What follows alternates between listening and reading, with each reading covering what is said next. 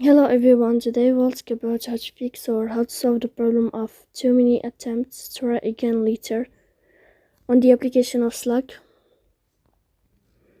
You will click on settings. In this page, you can click on apps, default apps, app settings. On above, you can search about Slack and you will enter. Then you can click on first stop and you can click OK. After that, you'll enter to the window of storage. Here you can click clear cache.